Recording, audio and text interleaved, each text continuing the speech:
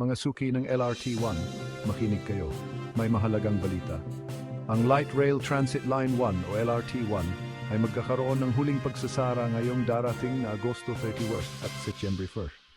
Ang pagsasarang ito ay mahalaga para matapos ang unang bahagi ng proyekto ng Cavite Extension.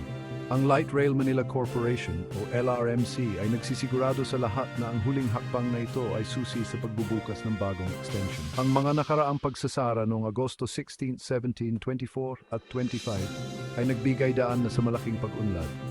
Ano na nga ba ang mga nagawa?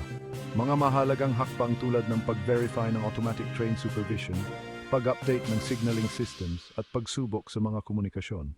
Bukod pa rito, may mga bagong screen displays na naka-install na ang bagong signaling system at 29 na train sets ang sinuri para sa kaligtasan. Ang lahat ng ito ay para mas mapabuti ang serbisyo at kaligtasan para sa mga pasahero sa hinaharap. Kaya naman, kahit na medyo mahirap ngayong weekend na ito, lahat naman ito ay para sa mas maayos at ligtas na biyahe sa darating na panahon.